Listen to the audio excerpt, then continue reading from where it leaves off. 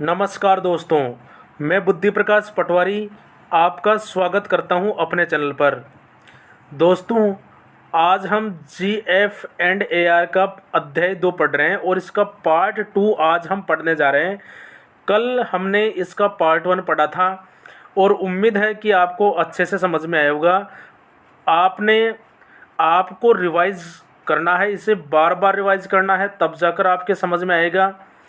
और यदि आप एक बार इसे रट लेते हैं तो बार बार में कोई समस्या नहीं आएगी। तो चलो, आज अपन पढ़ने से पहले कल अपन ने जो पढ़ा था उसको शॉर्ट में 1 मिनट के अंदर अपन पढ़ लेते हैं, ताकि जो अपन ने कल पढ़ा था वो भी क्या हो जाए, रिवाइज हो जाए।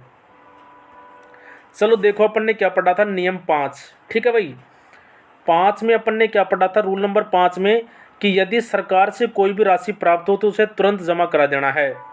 नियम 6 में क्या था, यदि बकाया प्राप्त हो तो संचित निधि में, और सरकार की अभिरक्षा में प्राप्त हो तो उसे लोक लेखा निधि में जमा करवाना है। किसमें? लोक लेखा निधि में।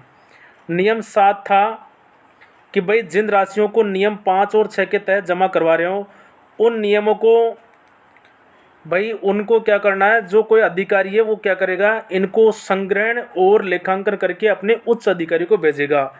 नियम 8 में क्या भाई, आप मुझे ये बताओ, 8 में क्या था? 8 में मुझे बताइए आप लोग। 8 में था कोषागार से धन निकालने के नियम। 8 में क्या था? कोषागार से धन निकालने के नियम। ठीक है। इसके बाद 9 था। 9 में क्या था? लोक निधि। लोक निधि से व्यय करने की शर्तें। क्या था? लोक निधि से व्यय करने की शर्तें। और नियम 10 में था वित्तीय औचित्य के स्तर। क्या था? वित्तीय औचित्य के स्तर। और नियम 11 था व्यय पर नियंत्रण। जो व्यय होता है उस पर नियंत्रण कौन कर सकता है? विभागाध्यक्ष कर सकता है। तो ये अपन ने कल पढ़ा था। इसके बाद में अपन आज पढ़ने वाले हैं। देखो, बहुत इंपॉर्टेंट है GF&R।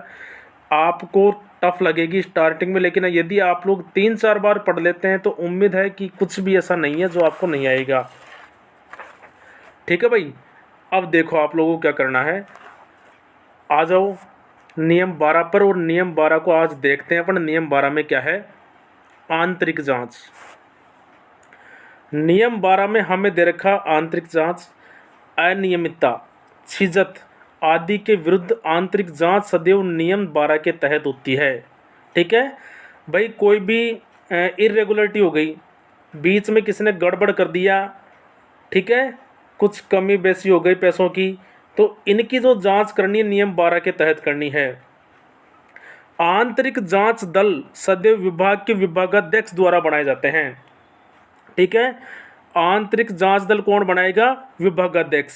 इसके अलावा देखो, निदेशक अंकेक्षण अधिकारी को राजस्थान सरकार द्वारा इस पद का सृजन किया गया है तथा यह अधिकारी आकस्मिक रूप से विभागों में होने वाली आंतरिक जांच की जांच कर सकता है। भाई, निदेशक अंकेक्षण अधिकारी इस पद का सृजन कब किया? 20 जनवरी 2006। 20 जनवरी 2006 को इस पद का क्या किया है? सृजन किया, निदेशक अंकेक्षण अधिकारी।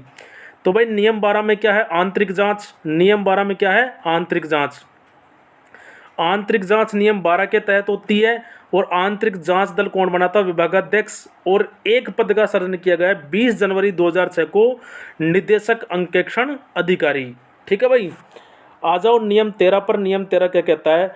भुगतान में देरी से आपको बचना है।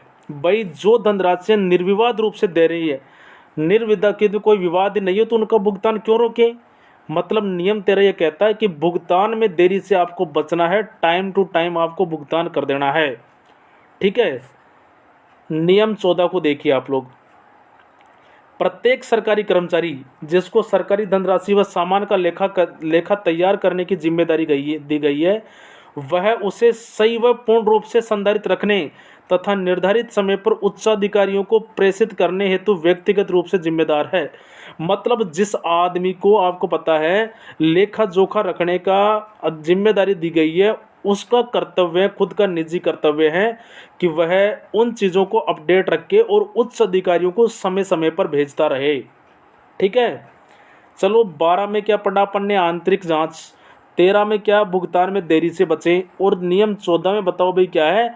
कि जिस आदमी को जिम्मेदारी दी गई है उससे क्या करना, अपडेट रखना और उच्च अधिकारियों को भेजते रहना है। ठीक है, लेखे को। आ जाओ अगला देखो, अगला देख लो भाई, अगले में क्या है, नियम 15। नियम 15 दीर्घा हस्ताक्षर और प्रति हस्ताक्षर करने वाले व्यक्तियों की जिम्मेदारी। कौन हस्ताक्षर करेगा, इस पर कौन प्रति हस्ताक्षर करेगा। ठीक है, इन लोगों को क्या करेंगे, इन लोगों के बारे में नियम 15 में बता रखा है। अब आ जाओ नियम 16 में।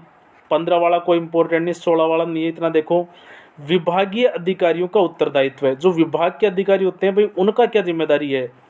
प्रत्येक नियंत्रण अधिकारी यह सुनिश्चित करेगा कि कार्यालय में लिखे गए लेखे सही व समय पर पूर्ण कर लिए गए तथा रिपोर्ट उच्च अधिकारियों को समय पर भिजवाई जाए।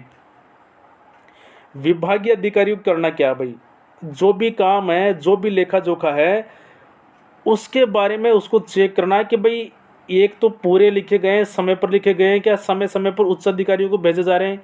तो ये काम कौन करेंगे, विभागीय अधिकारी। 17 देखो भाई, ये इंपॉर्टेंट है, ऑडिट द्वारा सूचना मांगना। ऑडिट द्वारा सूचना मांगना। महालेखाकार किसी भी विभाग के किसी भी विभागाध्यक्ष से क्या किसी भी समय सूचना मांग सकता है। जो एजी होता है भाई, अकाउंटेंट जनरल, किसी भी समय विभाग के विभागाध्यक्ष से सूचना मांग सकता है। और यदि विभागाध्यक्ष को लगे कि सूचना गोपनीय है तो वो क्या करेगा, एक बंद लिफाफे में सीधे ही महालेखाकार को प्रेषित करेगा। किस में करेगा, लिफाफे में करेगा, गोपनीय सूचना को। ठीक है, तो भाई 15 में हस्ताक्षर व प्रति हस्ताक्षर हो गए। 16 में विभागीय अधिकारियों का दायित्व हो गया। 17 में क्या हो गया, ऑडिट हो गया। 12 में क्या थी भाई, आंतरिक जांच। 13 में लेट नहीं होना। और 14 में क्या होता है भाई, कर्मचारी जिसको जिम्मेदारी दे रखी है लेखे जोखे की, तो सही समय पर उसे अपडेट रखो और सही समय पर अधिकारियों को भेजे। ठीक है, ये चीज़ें अपन ने पढ़ी थी। समझ में आ रहा है तो आप लोग लाइक कर दो और शेयर करना मत भूलो। ठीक है भाई, चलो देखे आगे आओ। देखिए अगला देखो 18वां, बहुत इंपॉर्टेंट है। 18 में क्या दे रखा, टेंडर जो संविदाएं जारी होती है, टेंडर। ठीक है भाई, टेंडर जारी होते हैं, टेंडर जारी होते हैं, संविदाएं होती है। कितने में थे, नियम 18। ठीक है, संविदाएं होती है, टेंडर ठेके जारी किए जाते हैं, नियम 18 के तहत जारी होते हैं। अब देखो क्या क्या क्या इंपॉर्टेंट चीज़ें हैं। भारतीय संविधान के अनुच्छेद 299 के तहत संविधाएं जारी की जाती है, संविधाएं संपादित की जाती है। भाई संविधाओं से संबंधित जो अनुच्छेद बताओ कौन सा, 299। GF&AR के परिशिष्ट 2 के तहत संविधा निर्धारित की जाती है। GF&AR के परिशिष्ट 2 के तहत क्या होता है, संविधाएं निर्धारित की जाती है। अब देखो यार 19वें में क्या है, संविधा के सामान्य सिद्धांत। भाई किस आधार पर संविधाएं संपादित करनी है उसके बारे में हमें बताया गया है। तो हमें ध्यान रखना, और पूरे जो पॉइंट है एक एक पॉइंट को मैं एक्सप्लेन करता जाऊंगा और आपको भी बिल्कुल मनन करना है इन चीज़ों का। देखो क्या है, 18वें में संविधा के बारे में बता रखा है। और संविधा आपको पता है नियम 299 के तहत, अनुच्छेद 299 के तहत संपादित होती है। और GF&AR के परिशिष्ट 2 के तहत संविधा निर्धारित की जाती है। ठीक, 19वें में संविधा के सामान्य सिद्धांत। सामान्य तौर पर संविधाएं एक वित्तीय वर्ष के लिए आमंत्रित की जाती है। ठीक है भाई, एक वित्तीय वर्ष के लिए संविधा आमंत्रित की जानी है। संविधा की शर्तें स्पष्ट और लिखित होनी चाहिए, कोई गड़बड़ नहीं होनी चाहिए, काटापासी नहीं होनी चाहिए, स्पष्ट होनी चाहिए और लिखित में होनी चाहिए। जहाँ तक संभव हो मानक प्रारूप का उपयोग करना चाहिए। ठीक है भाई, इन शर्तों के बारे में जो टेंडर की शर्तें हैं, मानक जो स्टैंडर्ड है उनका प्रारूप का ही प्रयोग करना चाहिए। जो भी शर्तें हैं उन शर्तों की पहले से ही जांच कर लेनी चाहिए। ये नहीं है कि वे बाद में ये करना है चेंज, बाद में नहीं है। संविधा में परिवर्तन नहीं किए जाने चाहिए। एक बार संविधा जो निकाल दी तो उसमें कोई परिवर्तन नहीं किया जाना चाहिए, है ना भाई। एक वर्ष के लिए की जानी चाहिए आमंत्रित। संविधा की शर्तें स्पष्ट और लिखित हो, मानक प्रारूप का प्रयोग करो और शर्तों की पहले से जांच कर लो और संविधा में कोई परिवर्तन नहीं होना चाहिए। अब देखो यार, यदि मानक प्रारूप उपलब्ध न हो तो वित्तीय परामर्श व विधिक परामर्श से प्रारूप तैयार करना चाहिए। भाई अगर यदि मान लो स्टैंडर्ड हो, कुछ नहीं है, कोई दिक्कत नहीं है, तो वित्तीय परामर्श व विधिक परामर्श से प्रारूप तैयार करना चाहिए। संविदा जारी करने से पहले वित्त विभाग की स्वीकृति लेनी चाहिए और संविदाएं खुली आमंत्रित करनी चाहिए। भाई खुली संविदा का मतलब क्या है? मतलब आपको अखबारों के माध्यम से, मीडिया के माध्यम से आमंत्रित करनी है, नोटिफिकेशन जारी करना है। इसका ये नहीं कि अपने जो निजी आदमी उनको बुला के कह दिया कि आ जाओ संविदा है, ठीक है, ऐसा नहीं है, ये नियमों के खिलाफ होता है। जहां पर सबसे कम मूल्य वाली संविदा को स्वीकार नहीं किया गया हो तो इसका स्पष्टीकरण देना होगा। अब यार देखो क्या है, कभी कभार होता है क्या है, जैसे मान लो एक व्यक्ति ने टेंडर के लिए 2,000 रुपये लगाए और अगले ने लगाए 3,000, तो हमने 2,000 वाले को ठेका न दे के 3,000 को दे दिया, तो क्या कारण है उसका हमें स्पष्टीकरण देना आवश्यक होगा कि हमने 2,000 वाले को टेंडर न दे के 3,000 वाले को क्यों दे दिया। भाई समझने की बात है, आपको पता हर किसी के मन में ये प्रश्न तो उठने वाला है। सभी औपचारिकता लिखित में पूरी होने के बाद ही आदेश देना चाहिए। जब भाई पूरा काम कंप्लीट हो जाए ना आपका, उसके बाद में ही आदेश आपको देना है।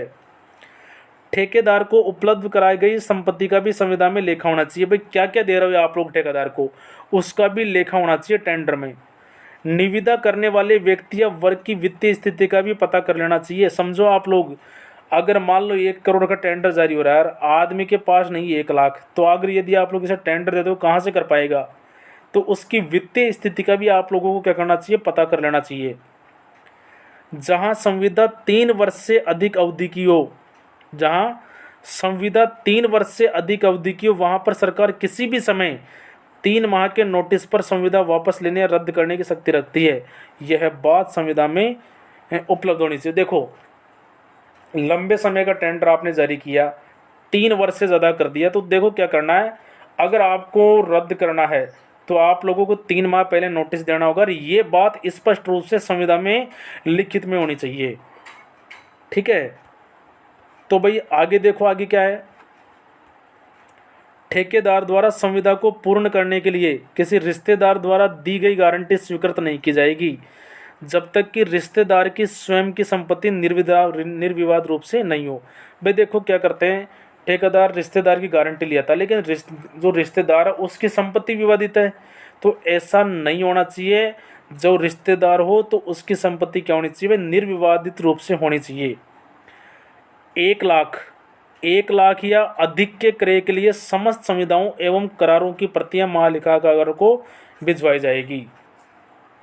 भाई 1 लाख से ऊपर की जो भी टेंडर हो रहा है तो उसकी प्रतियां किसको भेजी जानी चाहिए, महालेखाकार को, एजी को भेजी जानी। किसको भेजी जानी है, एजी को भेजी जानी है। एक बार फिर देख लो भाई अपन ने क्या पढ़ा संविधा में, संविधा की शर्तें क्या है। 18 में आपको बता दिया मैंने कि संविधाएं अनुच्छेद 299 के तहत संपादित होती है और जीएफ एंड आर के परिशिष्ट 2 के तहत, ठीक है। क्या सिद्धांत नियम 19 के अनुसार भाई सामान्य तौर पर संविदा 1 वित्तीय वर्ष के लिए आमंत्रित की जानी चाहिए। शर्तें स्पष्ट और लिखित हो, मानक प्रारूप का प्रयोग होना चाहिए, शर्तों की पहले जांच हो जानी चाहिए और संविदा में बाद में कोई परिवर्तन नहीं करना चाहिए। मानक प्रारूप उपलब्ध न हो तो वित्तीय परामर्श व विधिक परामर्श से प्रारूप तैयार कर लेना चाहिए, ठीक है। संविदा से पूर्व वित्त विभाग की स्वीकृति लेनी चाहिए। संविदाएं खुली आमंत्रित की जानी चाहिए। जहां पर सबसे कम मूल्य वाली संविदा को स्वीकार न किया गया हो तो इसका स्पष्टीकरण देना जरूरी है। सभी औपचारिकता पूरी होने के बाद भी लिखित में आदेश देना चाहिए, ठीक है। ठेकेदार को उपलब्ध करवाई गई संपत्ति का भी संविदा में लेखा होना चाहिए। निश्चित तौर पर निविदा करने वाले व्यक्ति की वित्तीय स्थिति का भी पता कर लो। जहां संविदा 3 वर्ष से अधिक अवधि की, वहां सरकार किसी भी समय 3 माह के नोटिस पर संविदा वापस लेने या रद्द करने की शक्ति रखती है। यह बात किस में लिखनी चाहिए, अपने को संविदा में लिखनी चाहिए। अगला देखो भाई, ठेकेदार द्वारा संविदा को पूर्ण करने के लिए रिश्तेदार द्वारा दी गई गारंटी स्वीकृत नहीं की जाएगी, क्योंकि जब तक मान लो रिश्तेदार की संपत्ति विवादी है तो कैसे करोगे। और क्या आगे, 1 लाख से अधिक के क्रय के लिए समस्त संविदाओं एवं करारों की प्रतियां महालेखाकार को भिजवाई जाएगी। तो भाई क्या क्या पढ़ा अपन ने, नियम 12 में क्या थी, आंतरिक जांच, ठीक है भाई। नियम 12 में आंतरिक जांच। 13 में क्या था, भुगतान में देरी से बचें। 14 में क्या, मुझे बताइए आप लोग। भाई प्रत्येक जिम्मेदार व्यक्ति का कर्तव्य होगा समय समय पर अपडेट करें लेखे को और उच्च अधिकारी को भेजें। 15 में क्या भाई, हस्ताक्षर और प्रति हस्ताक्षर। 16 में क्या, विभागीय अधिकारियों के दायित्व है। 17 में क्या है, ऑडिट द्वारा सूचना मांगना। 18 में क्या है, संविदा। और 19 में क्या है, संविदा की शर्तें। ये आज अपन ने पढ़ा है। चलिए मिलते हैं अगली क्लास में, तब तक के लिए बाय।